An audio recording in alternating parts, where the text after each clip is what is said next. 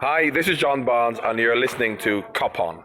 Hello, everybody. Hello, welcome to Kop On podcast. This is a Kop On exclusive special, exclusive to no one apart from you on YouTube and you in the audio feed listening to this back later. Any second is later than this one now, but this one now is taking place at 16:53 p.m. in French time.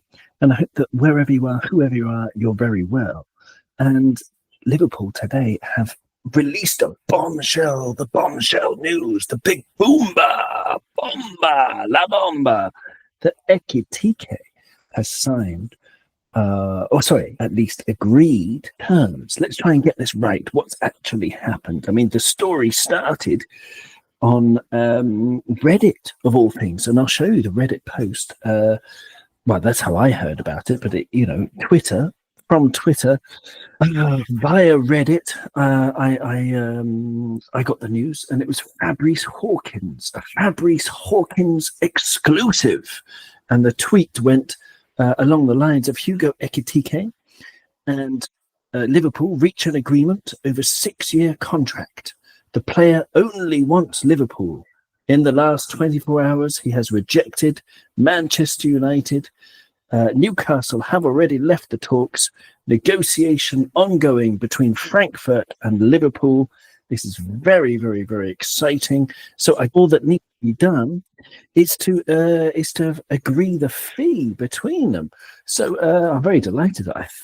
I hope Alan C is going to join me as well. I hope so. I've clicked the button to let him in. There he is. Alan. Hello. Hello. We're live. You're live. How's it going, Alan? Great, Owen. Great. Thank you very much. So to jump Absolutely on and give you a bit to of hear waffle. your voice. Yeah, no, sorry, I interrupted you because I was too excited to hear your voice after all this time. Yeah, you're up for a waffle. Is that what you said? Up for a bit of a waffle, Owen. Yeah, throw my hat in the ring and don't know much about him, to be honest, but yeah, quite excited. Yeah, let's find out. Let's find out together. So, Ekitike signing. I mean, I was just explaining to our dear, sweet, adored listener how, this is how I found out. It was from Reddit a couple of hours ago, 5 hours ago, as we're talking now. And if you can read it on the screen, it just said that Liverpool have reached an agreement over a 6-year contract. That's a long contract. He's 23 years old. Okay. He played for PSG, but couldn't really get in the team because they had Mbappe playing in his position, basically. Mbappe, Dembele, these kind of players. So couldn't really get to PSG. That's why he joined Eintracht Frankfurt. And from there, he did extremely well. I'll try and bring up some stats for you, Alan.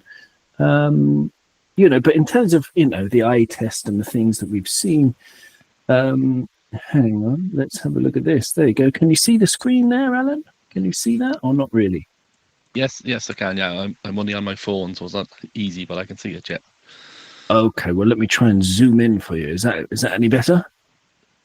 Perfect. How's Brilliant. that? Thank you. Excellent. So there you go. So Hugo Ekitike, 189 centimeters, which is 6'3", something like that. 6'4", 6'3". He's extremely tall. 23 years old, just turned 23 on the 20th of June. He's a right-footed player, wears number 11. Not quite sure that Mo will give up his number at Liverpool, but there you go. The market value, according to FOTMOB, is 71.1 million euros. He plays as a striker all the time, occasionally left wing, but, a striker. He's a striker. And here are some interesting stats for you, Alan. His features, this is against all other attackers in the top 5 leagues. He features very, very highly in terms of chances created, in the 89th percentile for chances created. So we're not just buying someone who's going to score us goals, hopefully, but we're buying someone who's going to create them as well. So our attack, Alan, as it stands today, we've still got Diaz, we've still got Nunez. They may well leave, but we've definitely got Mo Salah, Wirtz, You got to help me out. We've got too many attackers. Chiesa, Elliot, Soboslai, Rio, Ben Doak.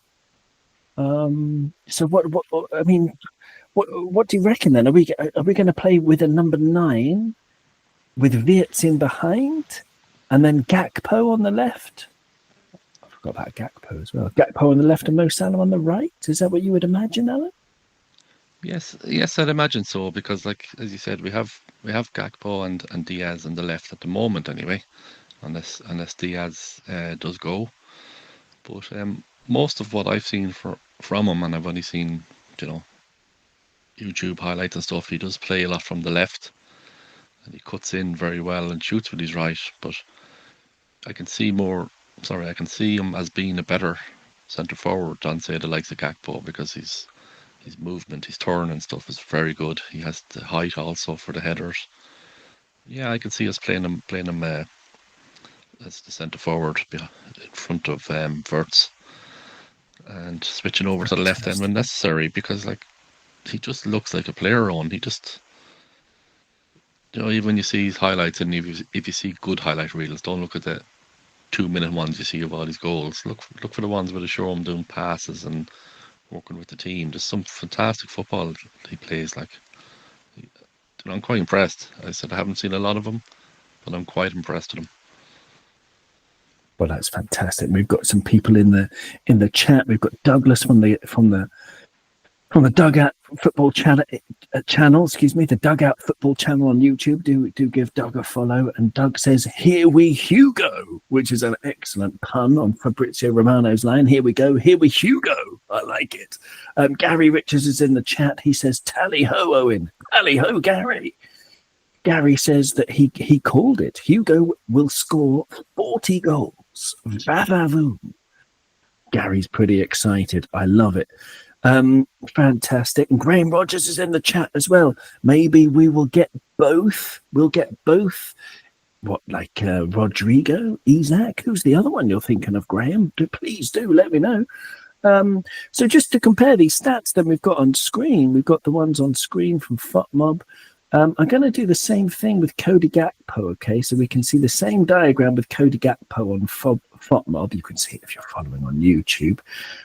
So if I'm going to, hang on, there you go. And I'm going to zoom into this one here so that Alan can see and everyone can see. So Cody Gakpo, it's a bit too much, excuse me. Cody Gakpo is in the 84th percentile for chances created. Ekitike in the 89th percent. In terms of touches on the ball, Cody Gakpo is only in the 32nd percentile, whereas Ekitike is in the 78th percentile. You can see that. Shot attempts, Ekitike in the 92nd percentile, Cody Gakpo in the 83rd percentile. And let's just talk about that for a moment, Alan. So in terms of the actual attempts at goal, Ekitike has, you know, significantly more attempts than Cody Gakpo. And Cody Gakpo is someone who strikes me as someone who loves having a dig, having a crack at goal. So it's kind of exciting to imagine someone who is going to get way more touches on the ball. And as you say, if you look at the highlight reels, he's extremely good on the ball. And a lot more shots. This is all very exciting, Alan. I'm really excited. Absolutely, and I love your stats and your stuff, because I'm not into that. And sorry, not that I'm not into it. I don't follow it as much, but just to see them things alone, because Cody is great for us. Cody, when he comes onto the pitch, always drives forward looking for goals. But again, just to go back to his touches, like 98% touches towards what, 38 was it? Like, that's huge. It was difference in the game. 78%. 78. Compared to 32% for Cody Gakpo. Yeah, that's a big difference. Big difference. It's a big difference. Yeah, as I said, the highlights. Go on. As I said, the highlights I've seen of him cutting in a lot and shooting when he's right, his finishing is really high up there. Like, you know, Cody cuts in and shoots and scores some goals. Brilliant. Diaz we love up and down that left wing, but when he cuts in to try and go on his right foot like that, he's not as successful. So like it's really exciting to see see this. And if Diaz does leave and we have Cody and Ekitike, the two of them will push each other. And like you said already, we can push one of them over into the centre forward position. So we're going to have double the trouble for the defending team. It's really exciting one. And I don't know how anyone's. Mm-hmm. Plus, if we get him for the reported, 75, 80 million instead of the 120 or 30 million that we've got for Isak, we can go out and buy Mark Gahey with the rest of the money, which is another thing. Fantastic. I mean, I'd like to get your opinion on that. I mean, so you think we need another centre back? I think that's clear. I think everyone's pretty much all in agreement. And if we were to get another centre back plus Ekitike, Graham in the chat was suggesting that we would get get two players. I don't know. Would you like another attacker? Would you like another midfielder as well as Ekitike and Mark Gahey, or another centre back? Yeah, well, I think if we get him now, we'll be okay up front. Of course, we definitely need another centre back, possibly two, because I think I even said this last year. Konate has no loyalty to us, and he'll be gone with any chance he gets. So the way things are going with him at the moment, personally, I would let him go, get 30 million or whatever for him, and buy Gahey, because Gahey has the Premier League experience. There's no bedding in. So of course we'd all like maybe another number 6. But we're not stuck for it. That's the beauty of our team this year. Any players we're buying better players. So if the right player's not there, I'm happy with what we have until we find the right player. But we do have money, you see. You think we were buying this player and we haven't sold many people yet. Like let's face it, if he comes in, there's a good chance that Diaz is leaving.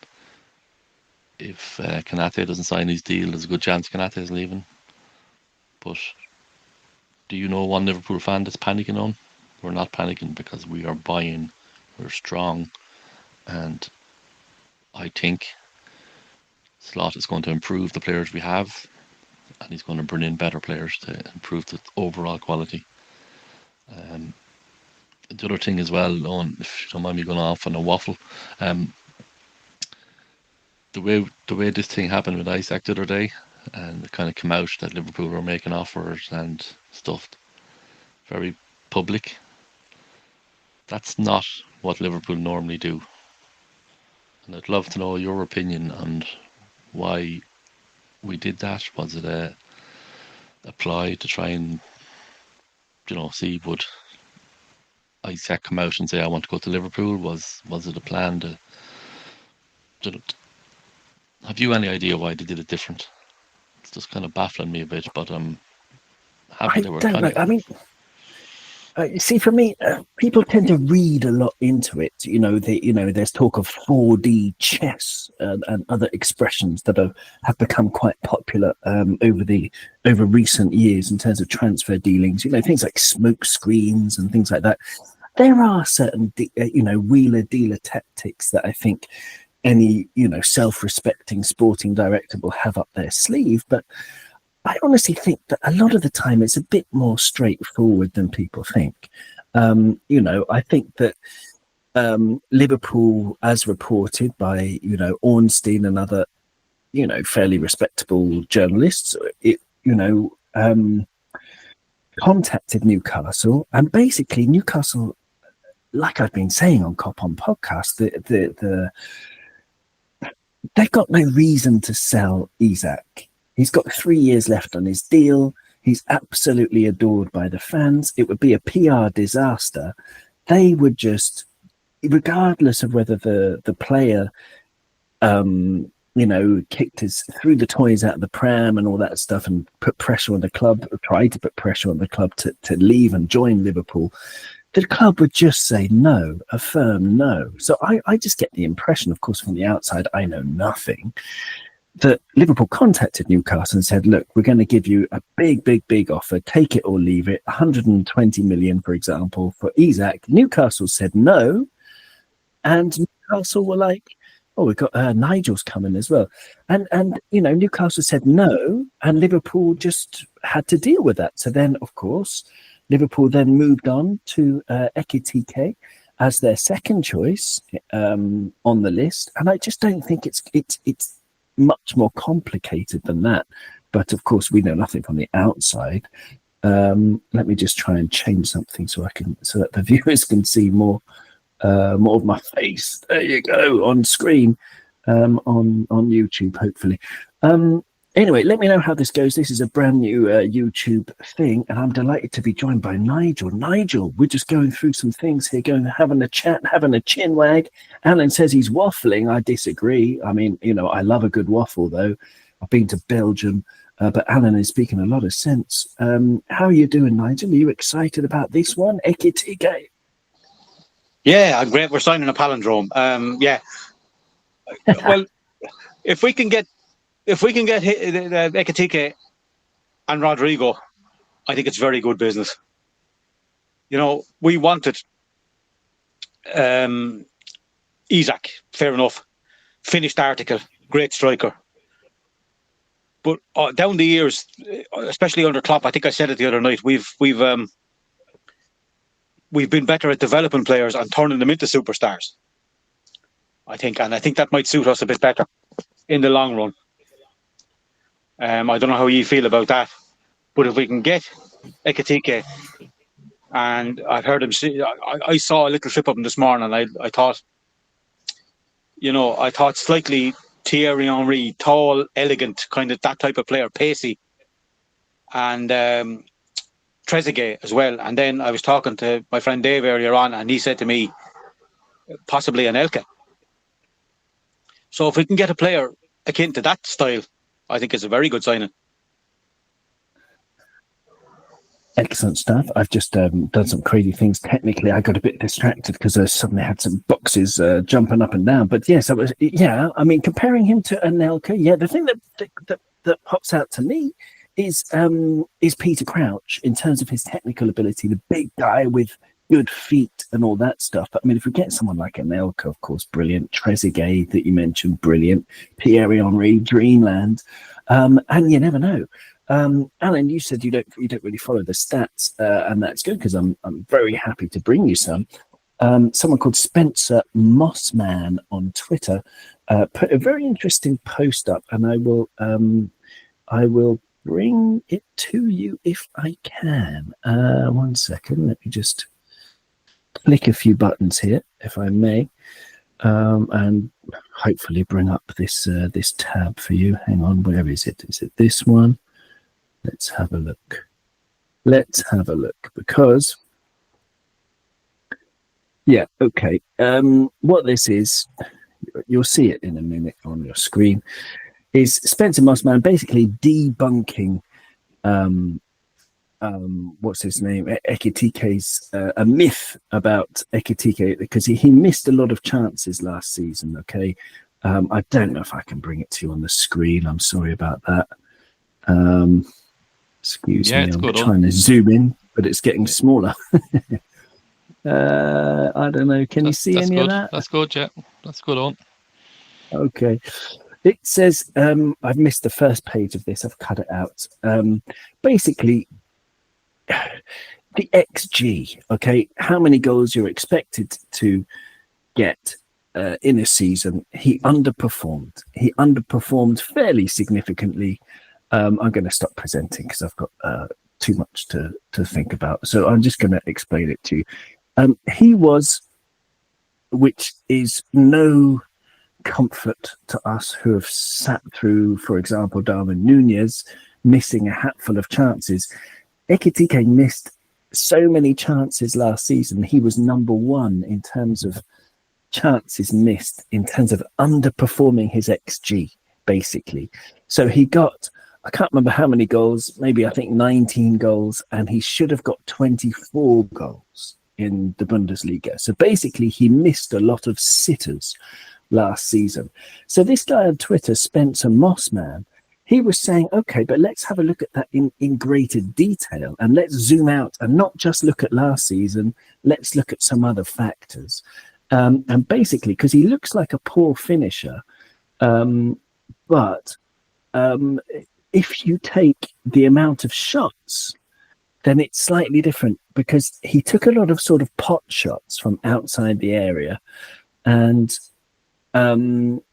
if you get, if you look at how good he is a finisher in the box, which I imagine Slot will iron this out of him, this idea that he takes pot shots and low XG chances. You just, don't shoot from outside the area, play the pass, make a run, because you've got brilliant players around him, So if he stops taking wild chances, because he only scored, I think, 5 out of 116 long shots in the last 2 seasons, it's something like that. If he irons that out, if he stops doing that, then he's actually very, very much more clinical over the past 2 or 3 seasons than you would think. Because actually, over his career, he's not -5 XG, he's plus 0.4 XG. So last season could have been an outlier in terms of he was just unlucky, he had pressure, I don't know, maybe it was the German weather, maybe he had too much sauerkraut the night before or something. But then when he moves to Liverpool and he gets into, the Sunday roasts or the scouse, a pot of scouse, then he'll be hitting the target more often. Just an idea. But Alan, basically, Spencer Mossman had a very long post that I've tried and butchered in my explanation, but basically he's saying, don't worry, lads. He missed a lot of chances last season, but this coming season, he'll be banging them in. In the chat, delighted that we have as well. Sorry, before you come in there, Alan, we've got the Kop Council. We've got Connor. Hello, Connor. He says Ekitike will be a fantastic signing. Excellent stuff, Connor. We have Kears 23, who says, listen to the pod for ages. Nice to see you, with a little heart emoji. Lovely to see you too, Kears. Let me know who you are, where you are. koponpodcast@gmail.com if you got a chance. And Geordie D is here saying, Isaac would have been better. Ekitike is unproven. Ooh, yeah, interesting stuff, Geordie. What do you think of that, actually, Alan? So I've given you some stats, basically relax, chillax, if you will. Everything's going to be okay. Or you've got Geordie D's idea that, he's unproven. We don't know what's going to happen. What do you reckon, Alan, to all of this? What do you reckon? Are you feeling confident? Yeah, I'm quite confident. Just to start off with the stats there, every player has a bad season, has some misses, goes through a season where they have 1 or 2 misses. So if he still scored 19 goals in a bad season, that sounds promising. As for Isaac, I don't know, this is just totally me, right? And I was trying to say this to my son the other day, but he doesn't agree with me. But there's something about Isaac, I don't know, about the end of last season when Mo stopped scoring goals, and I had kind of lost count of who was ahead in the Golden Boot thing, or how many goals were ahead. And I forget, something like the last 7 or 8 games, Mo hadn't scored a goal. And I was thinking to myself, oh crap, he's going to lose the Golden Boot. And for me anyway, Isaac never took advantage of that, never pushed on, never scored goals. And I thought that was a weakness. I just thought, if you're fighting against Mo Salah for the goals and he's not scoring goals, you go out and you score goals. And maybe it's just me overthinking, but I had a slight doubt in my head about his mentality or something, if that sounds correct. And I was looking at the time, there was talk of Bodum, and that's when I started looking at some highlight reels and watching him a bit more in Tika. And I just thought to myself at the time, I would rather go for this chap and progress him, because he's on an upward trend. if the money was right. Now, I'm not saying, don't get me wrong, I'm not saying if we got Isaac tomorrow I wouldn't be happy, but I'm not disappointed. I'm not explaining it properly well, but to me there was something in that where he had the chance to go for the golden boot and he just didn't seem to step up a level. And Nigel's nodding a bit with me there. That's very interesting. Hopefully he gets me. Yeah, very interesting. Yeah, I mean, of course, there's the groin problem with Isak. I mean, what do you reckon to Isak, Nigel? I mean, are you sorry to see him go? He is a hell of a player. Yeah, he is. Excellent player. But like Alan said, he's had a couple of little knocks here and there, and he's missed a few games. I think he missed a few last season with a broken toe or something. But all down the years, we've been better at developing players. That's been our thing. It's been Klopp's thing. He's brought in players, and people were saying, "Oh, Mo Salah's a failure in the Premier League. Oh, Bobby Firmino, 29 million for a second-rate Brazilian. Oh, Sadio Mane, 30 million. You must be joking." Well, guess what? You can see it now fairly soon. I think it's probably going to be about 70 million before the add-ons. 70 million pounds, 80 million euros before the add-ons. Is what I was hearing earlier on. And you know, if we develop this guy well, he's 23, 6'3". You know, I think we could have a real steal in our hands here in the end. And there's a possibility that instead of just getting Isak for say 150 million, we get this guy for 70 million euros plus add-ons, and the possibility of maybe Rodrigo as well, which has been mooted. I'm not into Rodrigo. I've been saying in our Kop On WhatsApp group, I'm not into him. But before we get into Rodrigo, I'll show you why, because it's all to do with numbers. I'm going to share my screen again for the YouTube watchers, and I'm going to explain it for the audio listeners as well. As Lee Cootie's in the chat. Hello, Lee. Great to have you with us. He says, Alan, you're spot on about Isak. Yeah, so these are the stats. Erratum. I said he got 19 goals. He actually got 15 goals in the Bundesliga last season, but with 8 assists. That's from 31 starts and 33 matches. He came off the bench twice.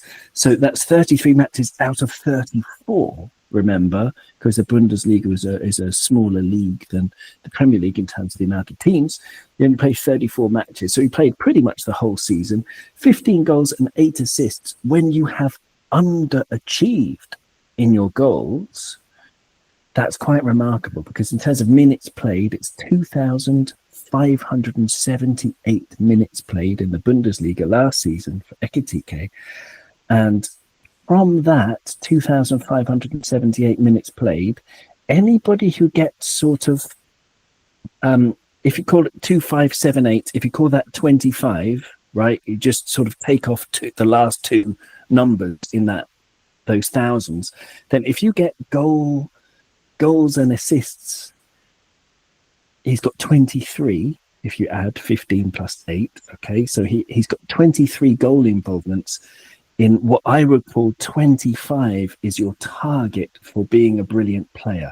I don't know if that makes any sense. So, for example, Gonzalo Ramos, I was looking at the other day, excellent young Portuguese player for PSG, but again, he can't really get into the team like Ekitike couldn't. He played 1,000 minutes, 1,100 minutes last season in Liga. So 1,100 minutes, call that 11. Okay, and we're looking for him to be a brilliant young player. We're looking for him to get 11 goals and assists in that time to be up there among the top talents in Europe. And so Ekitike's got 23 out of what I would call 25. So he's looking like an incredible talent, someone who underperformed last season, still performed extremely well. In terms of match stats, I mean, he scores all kinds of things, but he creates. The last match he played was on the 17th of May. He got 1 assist in the 89th minute in a 3-1 win over Freiburg. But so he's going to have to get used to playing, the likes of Freiburg, from playing Freiburg, St. Pauli, Mainz, Leipzig, Augsburg. He's going to have to get used to playing the Premier League monsters. Do you have any? I don't know. Do you watch much Bundesliga, Nigel or Alan? I don't really watch it, but I think the step up is pretty big, isn't it? Yeah, I've seen a few games like this season and all, but I was watching some Leverkusen. I think I saw some Freiburg as well, and they had Marmouche playing with them, didn't they? I think. Was he with them? I think he was. He was with them, yeah. Frankfurt before until January. Yes, excuse me. Yeah. I've seen some Bundesliga games, but like, it's a step up, mostly because of the intensity in the Premier League. Any league is a step up. The Premier League is a step up from any league at the minute because of the intensity of the league. You know what I mean? If you go to Germany, to France, to Italy, to Spain, the game is slowed down a little bit more than it is in the Premier League. And there are better teams, I will say, to a point. And any team can kind of beat any team. But the intensity is the thing. Can he do the step up? Can he intensify his game to a point where he's able to kind of last the pace, so to speak? And that was a problem with some players that we've signed. I'm going to say Darwin, unfortunately, but that could be the big problem with him, is that he's all right pace-wise, but a little bit of tweaking, a little bit of intelligence. Now, he did it sometimes, but we need a little bit more than sometimes. So that's what I'd be looking at anyway. Can he move up a step and tune his mind and his game to a slightly more technical game, so to speak? But I was thinking about this in terms of Darwin, Alan. The fear is history will repeat itself, and Ekitike won't be able to make that step up. But there's also the law of mathematical averages, which suggests that if you buy two players for 80 million, if one of them doesn't work, then the other one probably will. There's that, which is just based on blind hope. But I don't know, where do you stand on the adaptation thing, Alan? Will he be able to adapt to the Premier League? Yeah, I think Nigel put it very well there, actually. A lot of what I was thinking, Nigel has just said it there. But yeah, I think it's important that we don't, like, we all love Darwin. And I know Nigel, like myself, was at Anfield, seen Darwin play against us and thought, yeah, he's a great player, but it just didn't work with us. Like I said, we all love Darwin. Everyone loves Darwin, but sometimes he's like a rabbit trapped in the headlights of a car. Like, he just doesn't seem to be able to use his brain in certain situations. He just goes hell for leather, runs up the pitch and shoots wide or whatever. From what I've seen of Ekitike, he's like I said already, he's an intelligent player. He can play ball. I think it's also the fact that a young, eager player like that playing in the German league for a good enough team, this is a step up. This is like all of us in life, in your job or in your life, you want to step up, you want to improve, you want to reach the next level. So I'm hoping that this is what he does. He comes into the Premier League with the champions of England, playing with better players, and this is an opportunity for him to step up. So we all hope that that's what he does. So that's our hope. And like you said, just because it didn't work with Darwin doesn't mean it'll not work with the next guy. I'm well in my 50s and I've been following Liverpool for 40 odd years. And I've seen lots of players come and go that played well and didn't play well and stuff. And if we were to judge them all by the likes of, not flops, but lads that didn't make it like Darwin, we'd never buy anyone again. So, personally, I'm quite confident in this guy. Yeah, I'm quite confident in this guy. I really like him. I think he's going to step up around better players and become better. So I'm quite confident. Excellent stuff. You can see on YouTube. I was just going to share a tab. This is why I don't want Rodrigo. Everybody, in La Liga 24-25, Rodrigo, before we go back to Ekitike, Rodrigo, you'll be able to see it in a minute, hopefully, when my computer catches up with what I'm trying to do. Rodrigo played 1,937 minutes. Here we go. 1,937 minutes in La Liga last season. So we're going to round that up to 20. Okay, 20. So you're looking for 20 goals and assists. And he's only got 11. He got 6 goals and 5 assists. So that's about 50% of what you're looking for in a transfer target. This is just my pure personal preference in terms of signing attacking players, because I just look at the bottom line numbers with attackers, basically. Which is, I don't know, you can call me oversimplistic if you like. I'm very happy to hear your views on data. Do let me know, koponpodcast@gmail.com, or in the comments here. So yeah, this is why I don't want Rodrigo, because he's performing it for me about 50% only of what you want from an attacker. Going back to Ekitike, this is Ekitike's shot map from last season. 117 shots with 15 goals. 21.62 XG according to FotMob's model, and again 15 goals. This is just in the Bundesliga. And if you look at that shot map, it's very pretty with 117 shots on it. You can see all the 15 goals that he scored, and you can see that there are a hell of a lot of shots from outside the box. Some of them in the top range are extremely optimistic. I don't know if he'd had somebody. I don't know what he'd had for breakfast that day, but he was shooting from about 50 yards. It looks like out wide. Crazy idea to shoot from there, but it shows confidence, I suppose, Nigel. But you would think that Nigel, that Arne Slot will definitely have a word. Arne Slot, who has said how much he admires Pep Guardiola, and Guardiola is another coach who just doesn't tolerate these kinds of optimistic long shots. We saw Jurgen Klopp laugh at a lot of them when players tried it, whereas I think certain managers are more stern with players when they just try these outrageous shots. And surely this is something, Nigel, that Arne can iron out, is it? I would think so. Klopp might have been laughing on the sideline, but I'm not sure why he wouldn't have had a word afterwards. I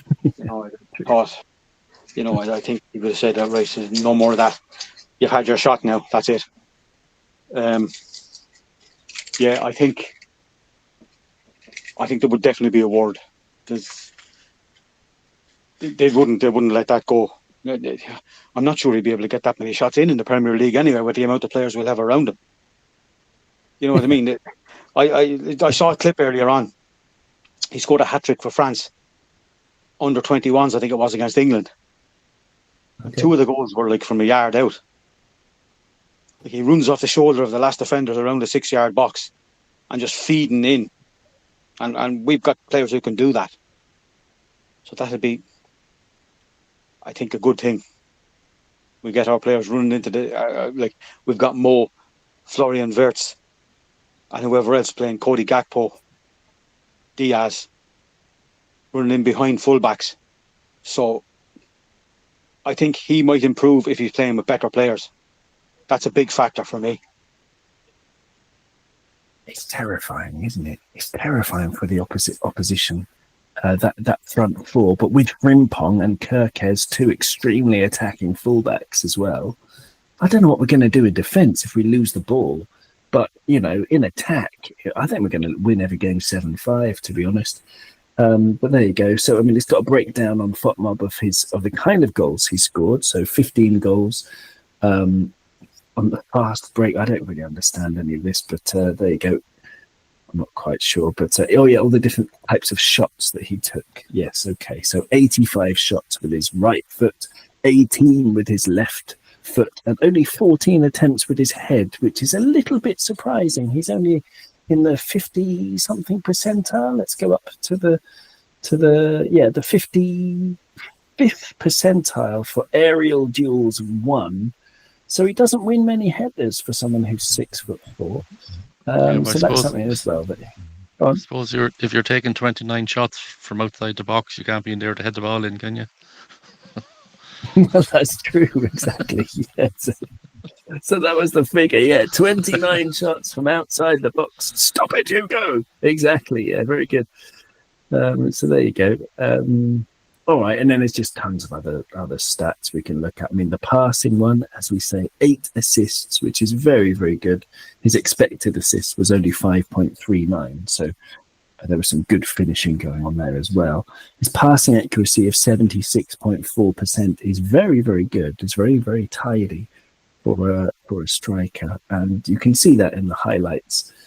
Some more comments coming in. Polo Mint's in the chat. Hello, Polo. He says hi. He or she, excuse me. And they say, we also need Gehi and Rodrigo. Yeah, well, again, man, Rodrigo. I'm sorry. I prefer I got to go. I'll talk to you later. Oh, you got to go. Okay, Yeah. Thank you, Nigel. Thank you. Yeah, Okay. all the best to you. All the best. Yeah, Rodrigo, man. Alan, I'm not very... I'm not up on him. Wouldn't you rather develop Rio? Did you see Rio versus Preston? He was electric. Yes, definitely. And I seen you on our chat group talk about Rodrigo before, and so it's not new to me what you're saying, but I agree with you 100%. When you look at his stats and look at everything, yeah, I know exactly what you're saying. I wouldn't be dying to get him as such. But yeah, Rio, oh yeah, that I'm terrified of building up a young player because we've seen it so many times. But there's a certain time where you see someone and you just think, not just his skill, he's just beyond his years, beyond his age. He didn't look like a 16-year-old kid playing with Mo Salah and stuff. And the thing that impressed me most about it was he did the same kind of dribbles and went by a few players a few times. But the cross he put in for Mo, I don't know if you remember, we had a through ball. He ran on, he got to the ball, and he crossed it to the far post for Mo, and he overhit it. Like it was a mile over Mo's head. But it was his reaction to it that I liked. He turned around, he put his hand up to Mo. It was like, sugar, I won't do that again. And the other thing was, you could see Mo Salah speaking to him all during that first half. Mo was talking to him. And Mo was the type of player that will help everybody. But when you see a professional like Mo, of his quality, his world-class quality, talking to a young player like that, remember, they see lots of young players coming in to train and play with them. The fact that Mo gave all that time to talking to that young fella told me a lot. That Mo expects him to move on and be a great player. So I would love to see him get into the cup teams on the bench and just learn, because he looks, and again, I'm terrified of saying it, but he looks the part. He really does. I'm really, really excited with that young man. It's in product. Last season, I was comparing him to a little bit to Milan Baros, unfortunately. Do you remember how Milan Baros, some of you won't remember, but he was a head down player, Alan. He used to run with his head down. Brilliant dribbling. He used to be really tenacious and dribble past people really quickly, but it's just pointless because he was just going down dark alleys, and he wasn't. You just got to play with your head up as a professional, I think. Darwin reminds me of him, yeah. Darwin reminds me of Barrett, yeah. Okay, all right, okay. No, I think Darwin's actually put in some good assists, I thought, but Barros, I don't know, he just literally would play with his head down all the time. But yeah, he was an exception, okay. Yeah, but Ekitike, yes, I'm just scrolling through a couple of things. So, yeah, I mean, it's loads of reporters, David Ornstein, Ben Jacobs, Chris Bascom as well, saying that Liverpool are closing in on a deal for Eintracht Frankfurt's Hugo Ekitike. So it's all, the amount of, it's true. James Pearce as well. This is all happening. It's very, very, very exciting. Newcastle have switched their attention to Johan Wissa from Brentford after apparently Newcastle say that they have cooled interest in Ekitike. Ekitike's just said no to them, hasn't he? But Johan Wissa's a very, very good player. I love watching him play. And there was a list, Alan, that I shared in our group, which I don't have in front of me. I can't share my screen for it. But it was the non-penalty XG plus non-penalty XA. So the amount of goals and assists that players had created last season.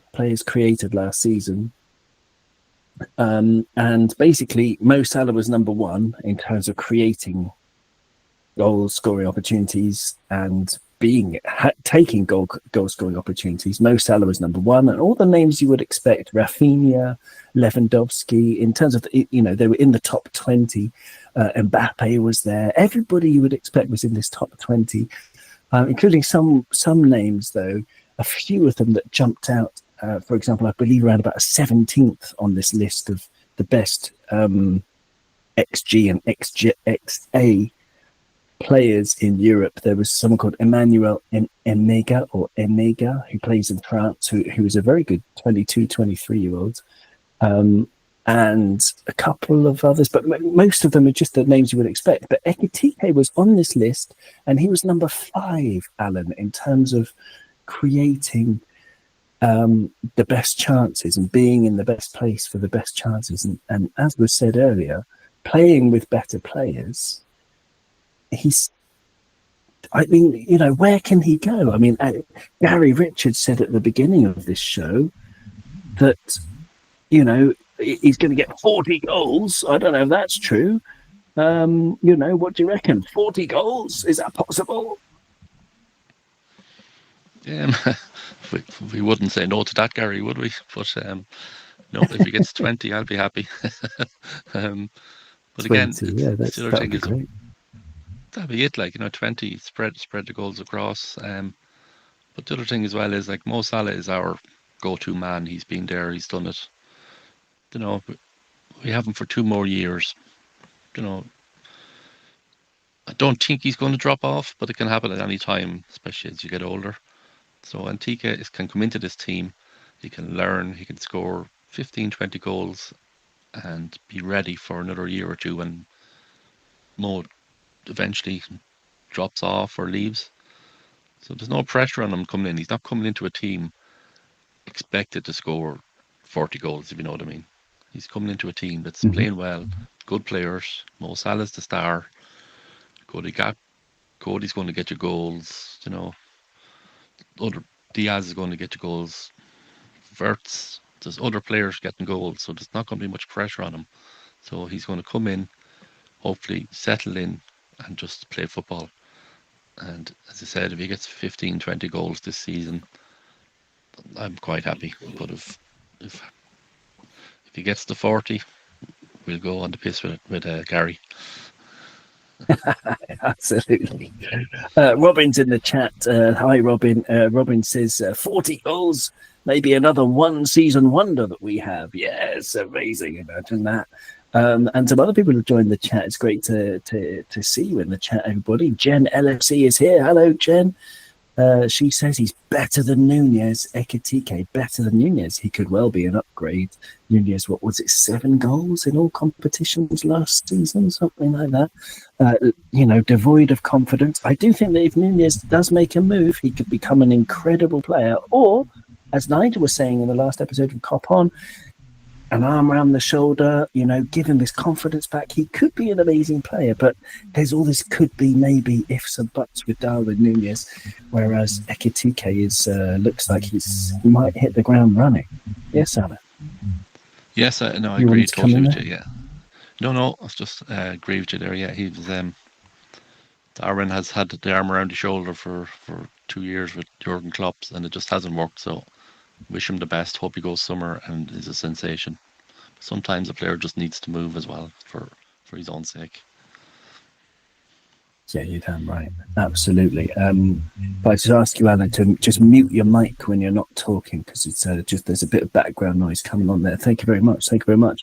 Edward is in the chat as well. He says, "Big up panel and chat." Hello, Edward, and hello everybody in the chat. Yeah, great to have you with us. So yeah, what's the latest? Robin was asking, what's the latest on Hugo? Well, we're just waiting for the clubs to announce that they have agreed a fee. Liverpool have made a bid. Depends on who you ask. Is it 70 million? Is it 80 million? Is it euros? I don't know. It's not my pocket. It's not your pocket. We'll just see what happens with that. Jen's talking about Darwin and says that the trouble is Darwin has one game and then he fails, and he takes one step forwards and two steps backward. I think that's what you're saying, Jen, is that there's a lack of consistency with Darwin. Yeah, maybe. It's we'll see what happens. I think he's doing very well for Uruguay, as I remember. So maybe Bielsa is the kind of manager who can get the best out of Darwin. Who knows? But it looks like he'll be moving on. And we've got this incredible attack then. Mo Salah, Florian Wirtz, Cody Gakpo, Ekitike. And people want more. You've got young Rio. You've got Chiesa. I forgot about Chiesa. Cody Gakpo, have I even said him? My God.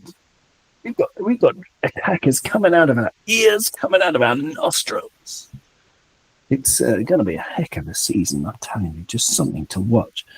It's going to be utterly incredible. So one thing about, that struck me as well, Alan, is the idea that when Darwin came in, he came in as the record transfer for a striker, or even our record striker, because we only paid 75 million for Virgil. So at 80 million, Darwin was our most expensive ever player. And I wonder if that price tag sort of, affected Darwin a little bit, Alan, because now that we signed Wirtz, Ekitike's coming in sort of without the pressure of being the most expensive player. And I think that's got to be good for an attacker, Alan, in terms of, taking the pressure off. Just he can relax in the box, hit his shots. I don't know. What do you think? That's a brilliant point, Owen. I hadn't even thought of that, to be honest. Yeah, that's a brilliant point, because there is more of a pressure on a player, I think, if he's the most expensive player and he's a striker, because the added pressure of trying to score goals. So yeah, that's a really good point.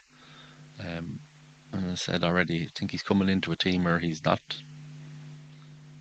coming in to replace a Mo Salah or someone. He's coming in to play alongside them. So yeah, he's going to have less pressure and just improve his game and keep going.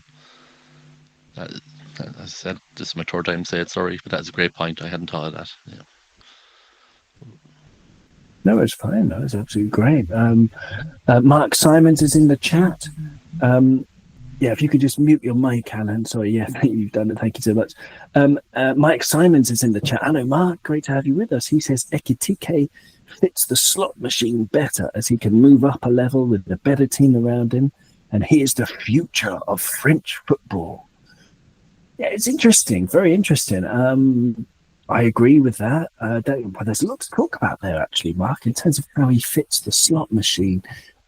Because tactically, you would think that Slot is building a team to play against low blocks, which is what Liverpool play against most of the time, and to get the maximum points against defensive teams. Because when you've got Kerkez and Frimpong both pushing up, whether it's underlapping or overlapping, they're going to be taking defenders with them, our widest players.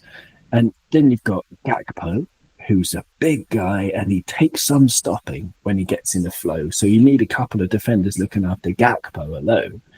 Then you've got Florian Wirtz behind, picking up the spaces, hopefully drawing out a central defender or drawing, and playing little 1-2 touches. You've got Ekitike, who's techers, as they say, technique. He's got technique.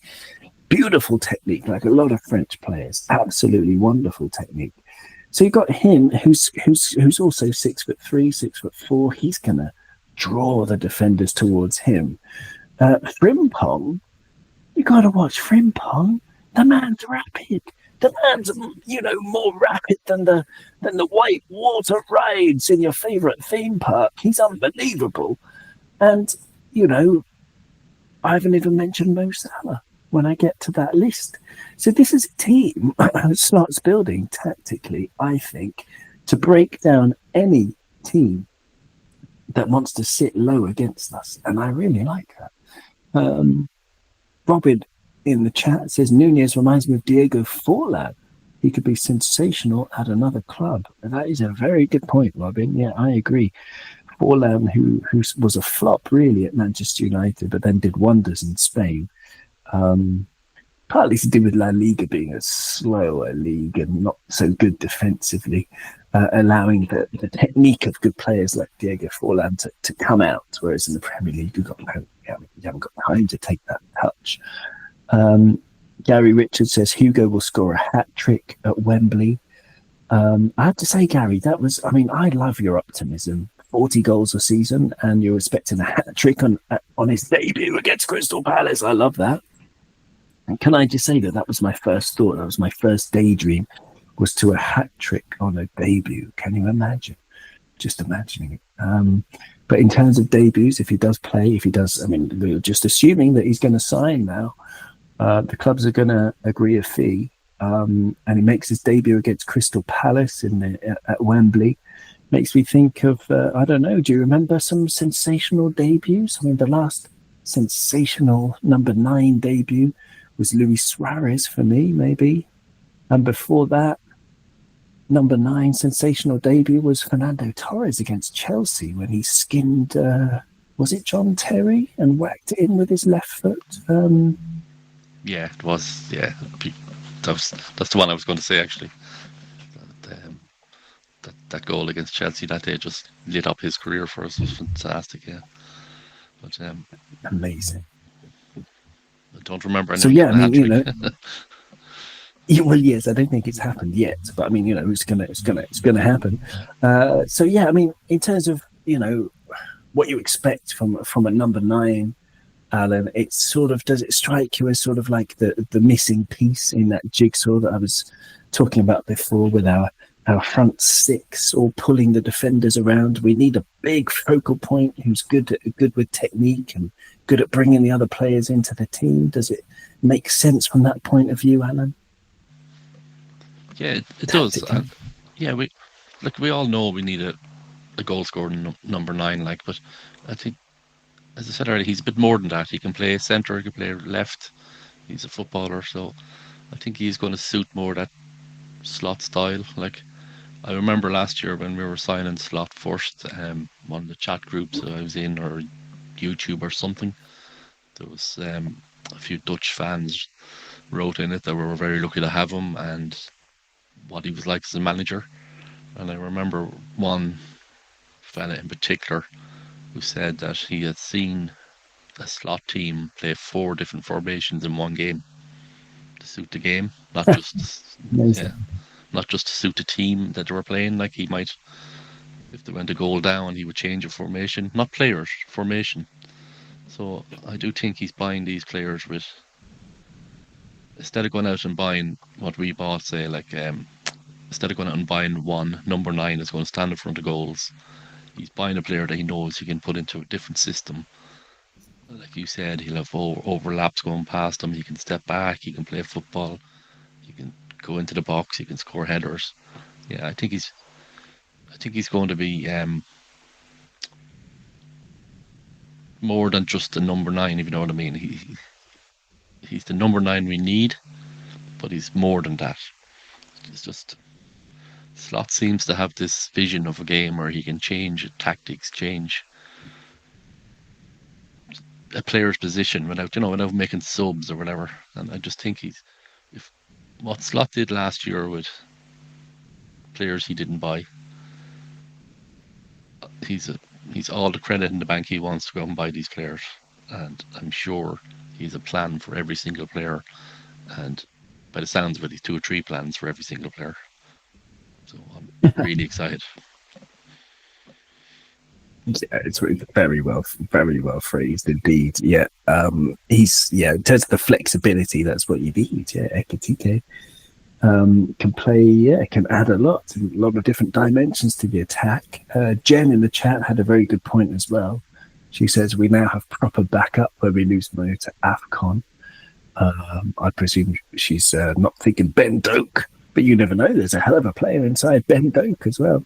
But now we've got Ekitike. Someone can play on the right, Frimpong, for example. I wonder what it would be like to put Connor Bradley up there for a couple of games against, for example, League Cup opponents. Who knows? And then Jen also adds, Wirtz is going to tear it up. And I agree, Jen. I think he is. He's going to tear it up and then burn it and then dance in the ashes. Robin says Nunez also arrived at the same time as Haaland, so that is extra pressure being compared to Haaland. Yeah, that's very true, actually. Yeah, being compared to Haaland, being the most expensive Liverpool player ever at the time. And he's an emotional guy, isn't he, Darwin? Whereas Hugo Ekitike, he seemed like, I remember him being at Paris and not getting games, and he never threw his toys out the pram, he never complained, he just got on with his job and ended up getting a move. And, you didn't hear anything out of him, you didn't hear any complaints. He joined Paris Saint-Germain from Reims, which is spelled R-E-I-N-S, but it's pronounced Reims. It's my best pronunciation. It's not very good, but it's not bad, which is the capital of the Champagne region. And he was absolutely sensational as a 19-year-old in Reims. Unbelievable. There we go. So it all looks like it's happening then. Ekitike joining Liverpool. Basically, I don't know. I just got one more thing to read out, some stats from Data MB _ on Twitter. Hugo Ekitike versus the top 5 league under 23 strikers. So that's all of the strikers under the age of 23 in the top 5 leagues: Premier League, La Liga, Liga, Bundesliga, and the one I've forgotten. Serie A. So for non-penalty goals, Hugo Ekitike is first. For expected goals, Hugo Ekitike is first. This is comparing him to all the other strikers who are under the age of 23 in all of the leagues. For non-penalty goals, he's first. Expected goals, he's first. Expected assists, he's first. Goals plus assists, he's first. Shots on target, first. Touches in the opposition box, first. Shot assists, first. So if that's assisting to a person who takes a shot, they don't necessarily score. He's first in that. Key passes, first. And progressive carries, when you carry the ball 10 yards minimum towards the opposition goal, he's first. That is unbelievable. There's no wonder we're paying a lot of money for this kid. That is so exciting. Jeepers creepers. So I think we're going to pretty much leave it there. People have any more comments or questions, do get them in. We'll try and wrap it up there. Gary Richards says, in defence, Gravenberch will drop into left or right back. Okay, yeah, to cover Frimpong or cover Kirkes when they go forward. Possibly, absolutely. And Jen LFC says, we have tried to help Nunez over and over, but unfortunately it's not working at Liverpool. I think that's Arne Slot's opinion, to be honest. It appears that way anyway. It seems that, we're just in the process of signing his replacement. So, I don't know, I'm all jiggly, I'm all buzzing about it, I'm all extremely excited. This has been Kop On Podcast. Thank you so much, Alan. Is there anything you would like to add that we haven't said? No, just thanks. It's great being back on. And just one thing, if we don't sign him now, who's going to look like two plunkers, Rodney. Not for the first time, Alan. Not for the first time. Thank you so much, everybody. Thanks everybody listening and everybody in the chat and everybody watching live on YouTube. As I mentioned earlier, this is the beginning of a new season on Kop On podcast as well. Season 8 of Kop On podcast is starting, or has already started, and we're going to be a lot more on YouTube. So do tune in. It's been a lot of fun being here.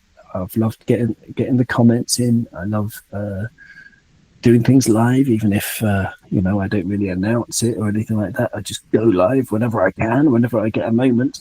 And I've had a very good time just having a chat about Ugo Ekitike and getting unbelievably excited. My goodness. So hopefully they've agreed a fee, 70 million or 80 million, however many million it is.